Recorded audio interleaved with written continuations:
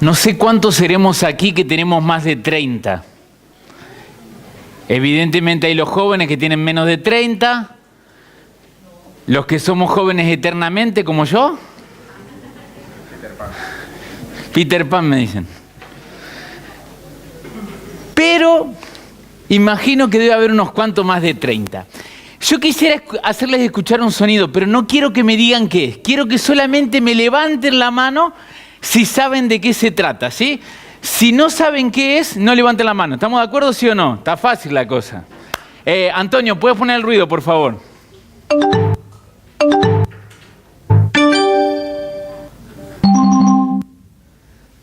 A ver, ¿quién conoce estos ruidos? Veo que no somos multitudes, ¿eh? Estos ruidos era de cuando yo era joven. ¿Y qué era eso? Era el MSN. Muchos de ustedes, algunos lo tuvieron, algunos no lo tuvieron. Después se asociaron con Facebook, con Skype. Pero nosotros teníamos esto. Entonces, cuando éramos jóvenes, nos conectábamos en internet. Primero que duraba una hora y media para conectarse.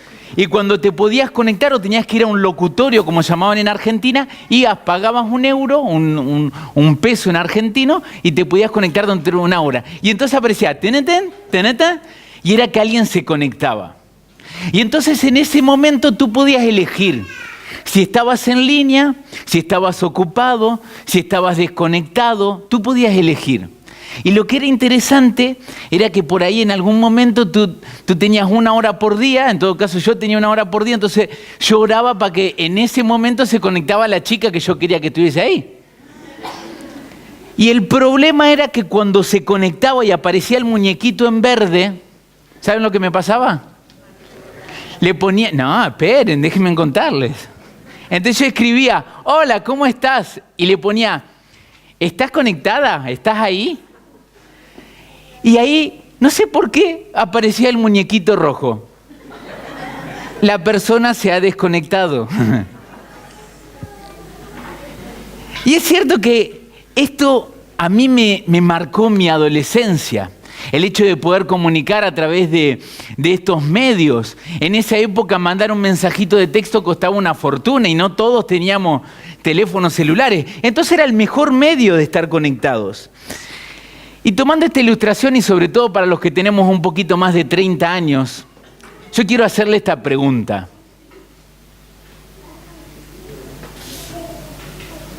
¿Estás conectado?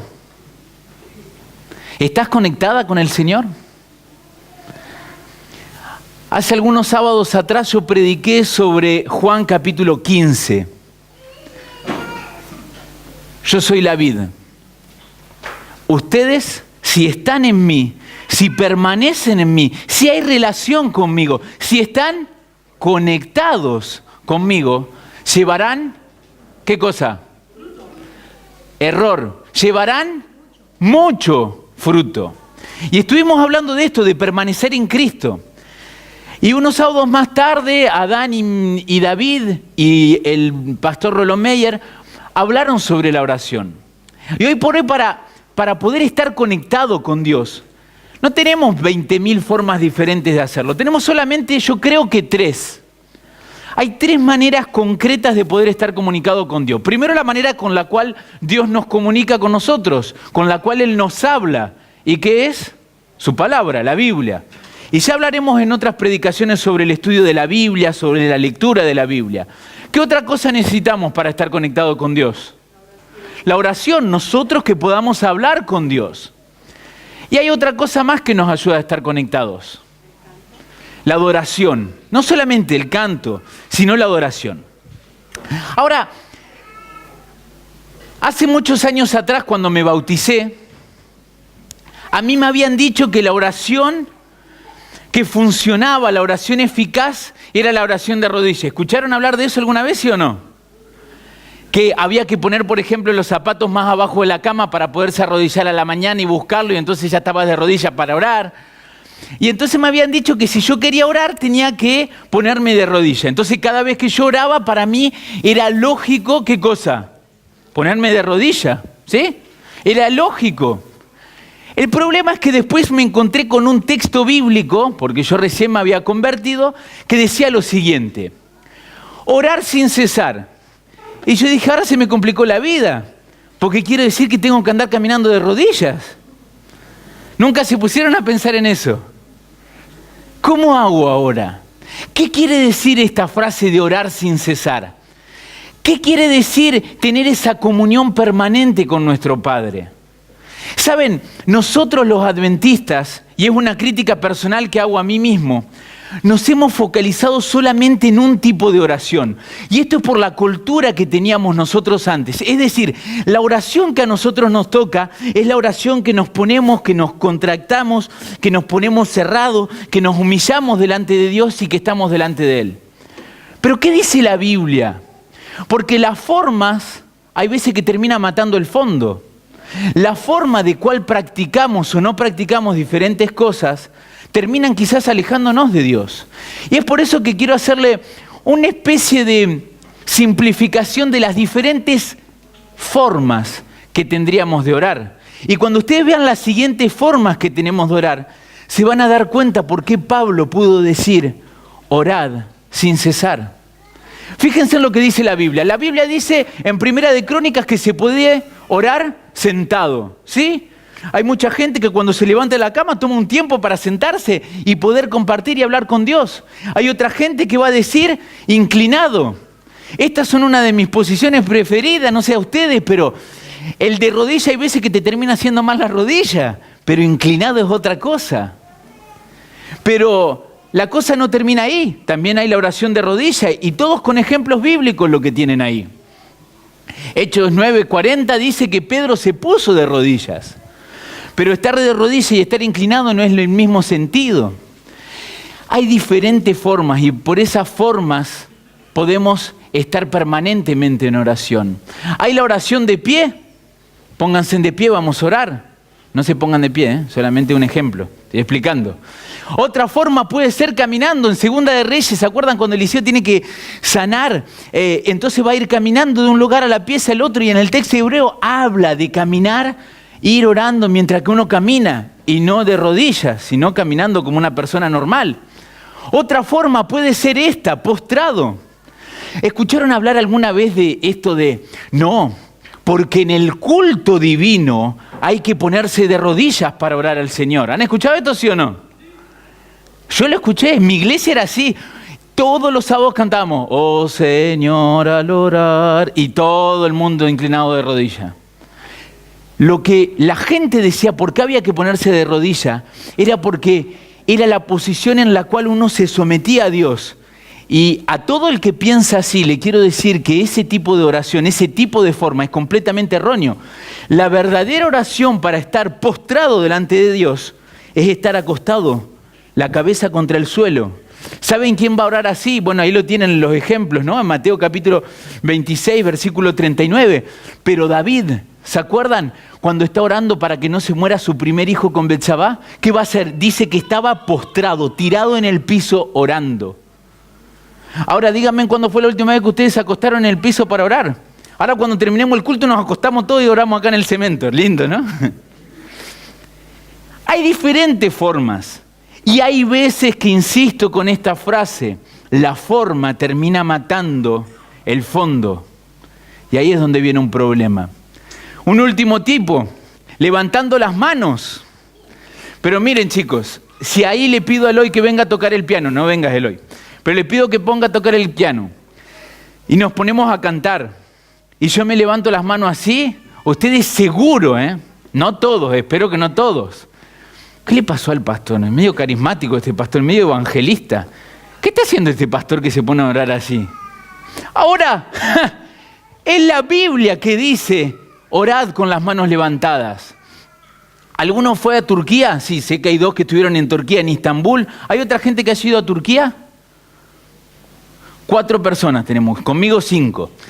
Cuando fui ahí a hacer uno de mis stages pastoral, estábamos en la iglesia y cuando estaban orando, esta gente que era musulmana y que se convirtió al cristianismo, Ellos no oraban así, miren, nosotros oramos así cuando estamos en la iglesia, nos ponemos de rodillas, ¿me ven todos? Y nos cruzamos las manitos, cerramos los ojos, inclino la cabeza y me pongo a orar, ¿sí? ¿Saben cómo oraban ellos? Así, con las manos abiertas. Entonces les pregunté, ¿qué quiere decir esto? Burhan se llamaba el pastor de allá, ¿por qué oran con las manos así? Y me dice, porque cuando tú oras a Dios, es para pedir las bendiciones del cielo. Entonces lo que nosotros queremos simbolizar con esto es que queremos abrir las manos bien grandes para recibir todo eso. ¡Qué lindo!, ¿no? Yo me esperaba un amén, chicos. ¡Qué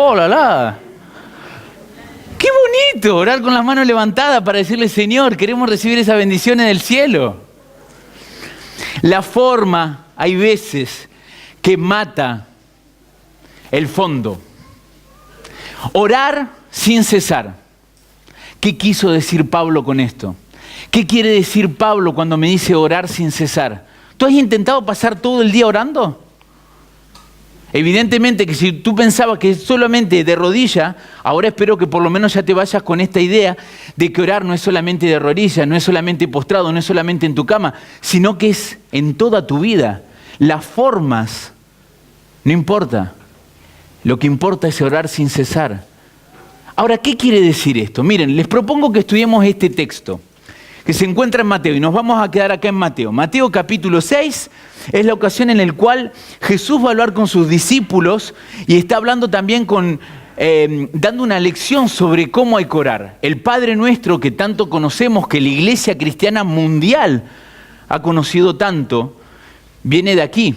Pero yo no quiero estudiar el Padre Nuestro, yo quiero estudiar lo que Cristo dice antes de ese Padre Nuestro. Cómo permanecer en Cristo, cómo mantener esa comunión con Cristo.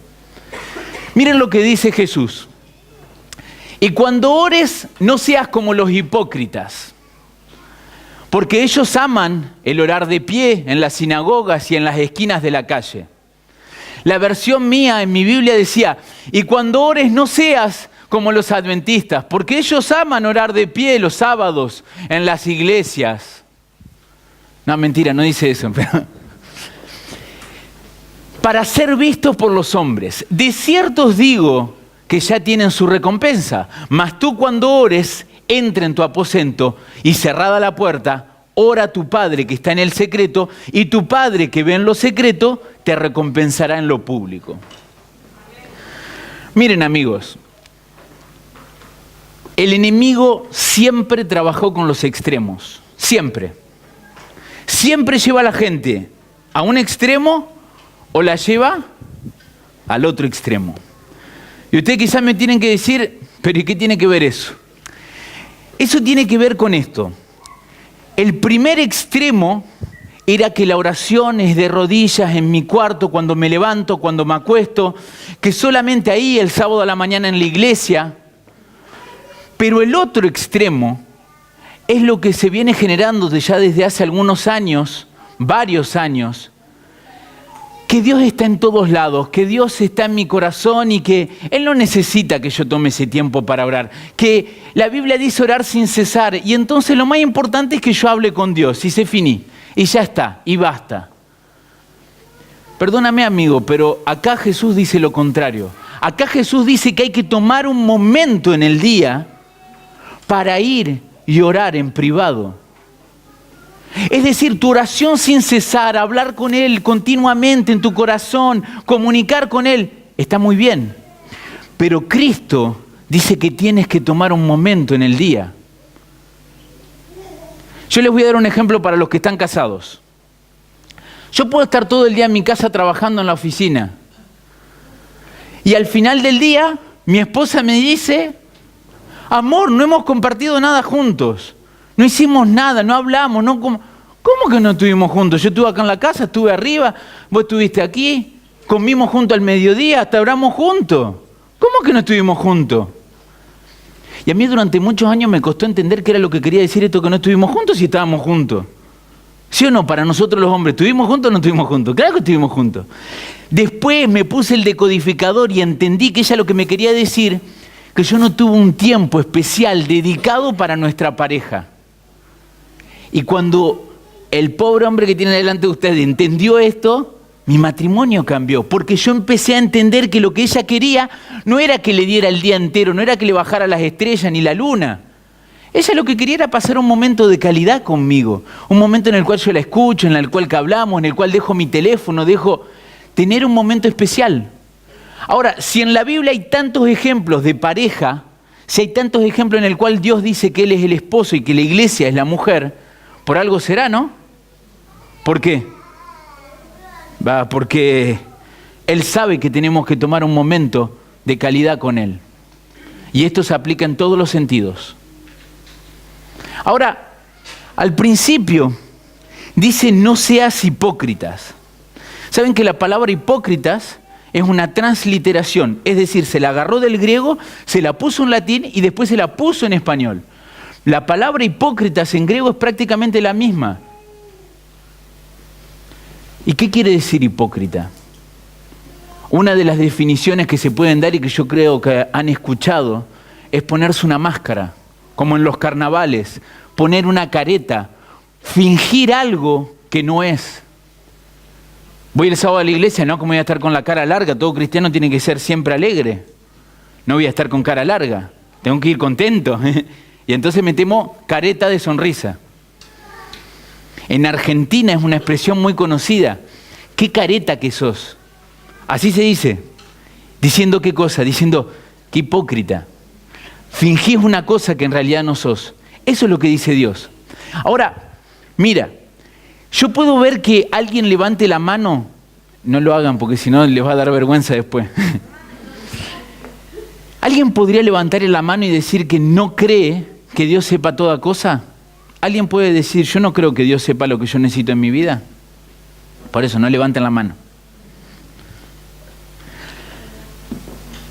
Díganme qué clase de tonto, qué clase de careta, qué clase de hipócrita va a ir a orar, va a ir a comunicar, va a ir a hablar con Dios fingiendo una cosa que en realidad no siente.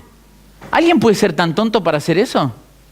Porque yo quizá puedo engañar a mi esposa, puedo engañar a mi tío, a mi abuela, a mis hijos, a mi patrón, pero a Dios no lo puedo engañar.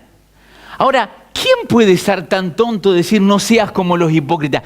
¿Quién puede ser tan tonto de querer caretear delante de Dios?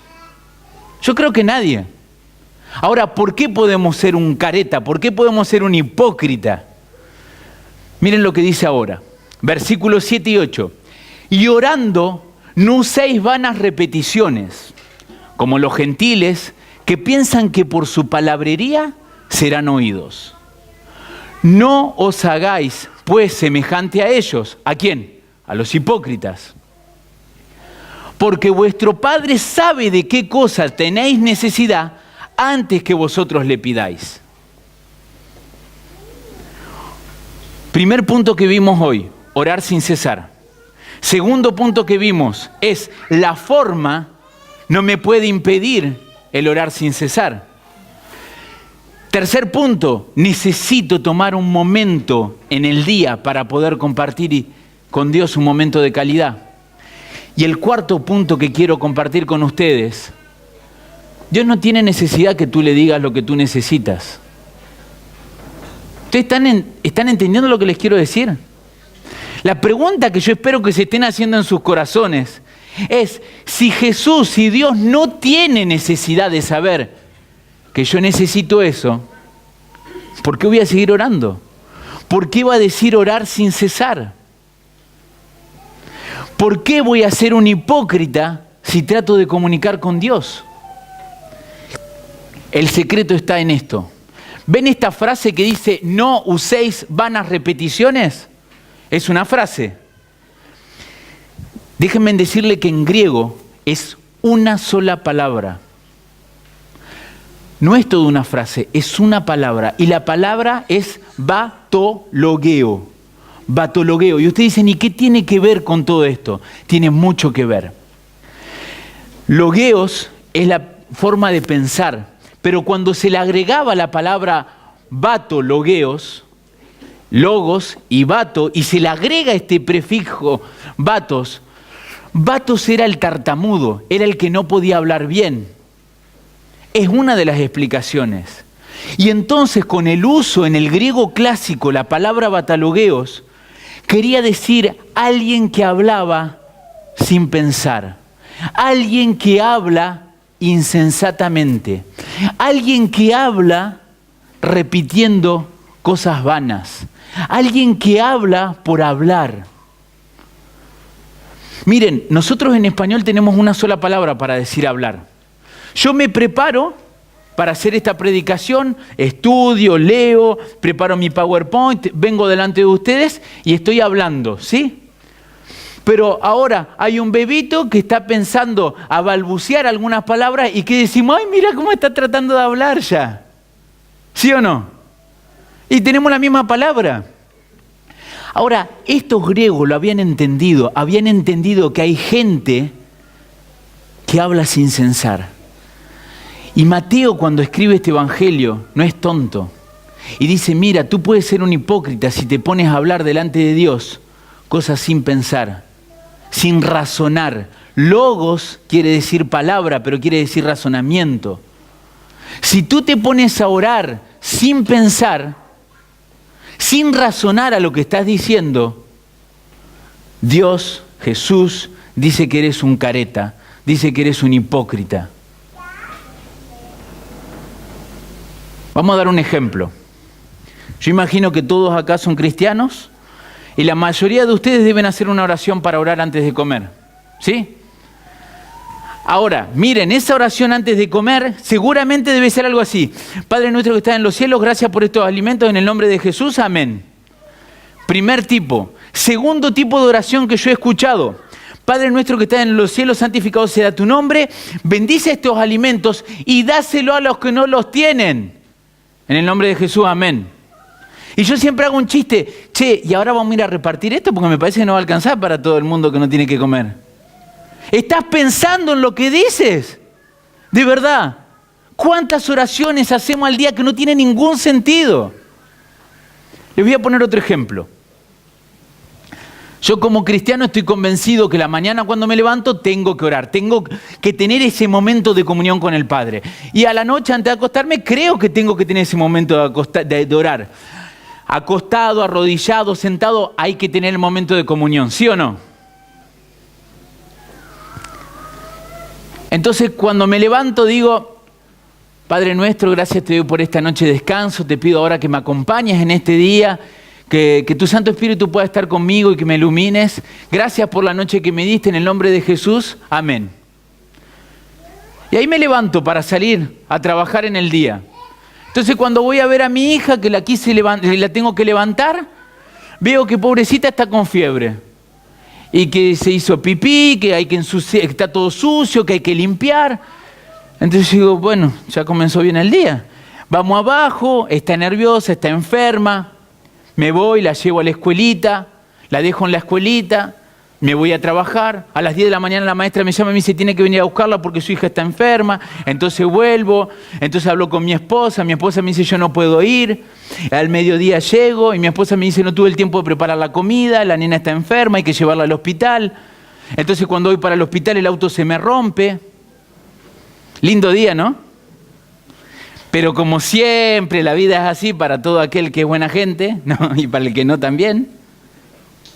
Llego a casa, empiezo a hablar con mi esposa, y mi esposa me dice, pero al final tú no te ocupas de nada. Espera, ¿cómo que no me ocupo de nada? ¿Quién se llevó a la nena a la mañana? ¿Quién fue lo...? Sí, porque siempre es lo mismo, todo sobre mí, ¿qué todo sobre vos? Y ahí se armó. Y se armó la gorda. Y entonces finalmente no termino durmiendo en la cama, termino durmiendo en el sofá. Complicada la vida. Y ahí estoy en la cama. Y digo, Señor, tengo que orar. Porque todo buen cristiano tiene que orar, ¿sí o no? No, esperen, no estamos convencidos. ¿Todo buen cristiano tiene que orar, sí o no? Sí. Ahora estamos más mejor. No se dice más mejor, ¿eh? Y entonces me pongo a orar. Y le digo, Padre, gracias por este lindo día que he pasado. Cuídame en el nombre de Jesús, amén. ¿Tú sabes lo que vendría a decirme Dios si podría? Me diría, hipócrita, ¿cómo me puede decir gracias por el lindo día? ¿Cómo podés decirme gracias por este hermoso día que tuvimos juntos? Si tu día fue un día de... Ya me entendieron, ¿no? A buen entendedor, pocas palabras. ¿Tuviste un día fatal, un día terrible y le estás diciendo gracias, Señor, por el buen día? Y claro, hay algunos que quizás tienen en su mente, pero hay que agradecerle a Dios a pesar del mal. Sí, pero no hay que ser hipócrita, no hay que hablar sin pensar, no hay que hacer un batalogueo, hay que ser sincero. Y si estás enojada con el Padre, si estás enojado con el Padre, díselo. Mira, Padre, estoy enojado porque yo no pensé que las cosas iban a salir así. Y la verdad que hay veces que no entiendo por qué no sale. Y ahí le empiezas a contar tu día y le empiezas a hablar de lo que te pasó. Y le empiezas a decir que no estás contento de la relación que estás con tu esposa en este momento. Y le cuentas por qué la nena se enfermó y le cuentas por qué el auto se rompió. Y le hablas y le dices, estoy cansado de este trabajo, estoy cansado del auto. Abres tu corazón como alguien sincero. Y ahí dejarás de ser un hipócrita. Y ahí la oración de 10 segundos, 15 segundos, sin pensar, se convierte en una oración de quizás 15, 20, 30 minutos. Empiezas a orar con tu corazón. Empiezas a orar lo que tú sientes y no repetir solamente cosas tontas sin pensar. Dejas de ser un hipócrita para comunicar con el Señor. Les voy a decir una cosa. Yo estoy convencido que cualquiera que intentó orar de manera fiel en su vida le ha pasado esto. Bueno, el pastor dijo que tengo que orar. Ok, me voy a poner a orar. El pastor dijo que oremos por 5 personas. Ok, yo elegí mi papá, mi mamá, mi hermano, mi hermana y mi primo hermano.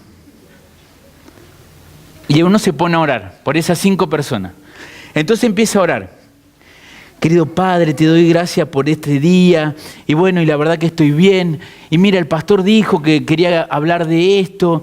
Y es verdad que me pidió que ore por mi papá. Y es cierto que mi papá... yo no me acuerdo, ¿apagué la luz de abajo o no la apagué? Ay, mañana ¿cómo hago con esto que me salió? ¿Cómo voy a...? Y ahí el pensamiento de la oración, ¿qué pasó? Se fue. ¿A cuántos le pasó esto? De que están orando y el pensamiento se le va para otro lado. Bueno, miren, hay pastores que les dicen, por favor, corten ese pensamiento y pídanle a Dios que le dé la fuerza para concentrarse. Yo en esto no creo. Porque cuando yo hablo con alguien que quiero de todo mi corazón, cambio de tema como loco. Y si es un amigo, me sigue. Ustedes se pusieron a pensar en eso, que cuando uno habla entre amigos, está hablando una cosa y el otro le dice, ¿y viste el partido de la Champions League o no? Sí, lo vi y tal, y se pone a hablar del partido de la Champions, sí. Che, ¿y qué pasó con Messi que perdieron contra Venezuela? No sé qué pasó, y bueno, y ahí cambia, y después, ¿y tu mamá cómo anda que está enfermo? Discusión de locos, ¿sí o no? Pero conectados, y esto es lo que Cristo quiere, que estemos conectados junto a Él. El problema, amigo, es que nos olvidamos que para estar conectados con Cristo tenemos que abrir el corazón como si fuese un amigo sincero. Una de las cosas más tontas que he hecho en mi vida fue orar, hablar con Dios por un partido de fútbol. Reconozco mi pecado. En menos de 15 años hemos perdido más de 3 finales con la selección argentina. Y es verdad que en algún momento me he levantado a las 3 de la mañana para mirar el partido, para verlo. Y claro, dije, me levanté a las 3 de la mañana, si no puede dar una manito, ¿no? La pregunta es la siguiente, ¿qué es lo que hago en ese momento? ¿Cómo puedo decirle a Dios y ponerme a orar de un partido de fútbol? ¿Creen ustedes que a Dios le interesa el fútbol? Para mí no le interesa. No le interesa ni el fútbol, ni le interesa. Lo que a Él le interesa en realidad es pasar ese tiempo contigo. Y ahí sí que no tengo vergüenza de decir, che, Señor, la verdad que yo no entiendo por qué a Messi lo ponen por este lado. Y yo hablo como loco malo con el Señor. Pero esa comunión que yo establecí ahora con mi Dios Yo estoy seguro que ningún otro la tiene como yo la que tengo con Él. Y seguro que ustedes van a poder establecer otra relación que nadie más en el mundo va a poder tener con Él. Pero si pasan tiempo con Él. Miren lo que dice esta frase fantástica del Camino a Cristo. Orar es el acto de abrir nuestro corazón a Dios. ¿Cómo? A un amigo. No es que necesite esto para que sepa lo que somos. En francés también dice, y en inglés, para que Él sepa lo que necesitamos, sino a fin de capacitarnos para recibirle. La oración no baja a Dios hacia nosotros, antes bien nos eleva a Él. Cristo lo que quiere es pasar tiempo contigo, y eso es lo que quiere decir orar sin cesar. Lo que Cristo quiere es que tú puedas vivir una vida de comunión con Él, que puedas hablar mañana, tarde y noche. Incluso en tus sueños, antes de dormirte, dile, Señor, háblame a la noche si quieres hablarme. Lo hablábamos con alguien y él me decía, mira, escuché un día a un pastor que dijo que a la noche si me despertaba y no podía dormir, que orara. Y bueno, yo lo hice y lo puse en práctica. Y la verdad que bien, le dije al Señor, si me quieres levantar, levántame y me voy a poner a orar. Pasar tiempo contigo, esto es orar sin cesar. Ahora la pregunta que yo me hago es la siguiente. ¿Cuántos de ustedes elegirían uno de estos 4? ¿Cuántos hay que pondrían no conectado, no me moleste, Señor? Yo la verdad que no tengo ganas de hablar ahora. Tengo otras cosas que hacer. ¿Cuántos hay otros que van a mentir, fingir, caretear, ser hipócritas, diciendo, Señor, estoy ausente, no puedo. Tengo la cabeza en otras cosas, tengo muchas preocupaciones en este momento.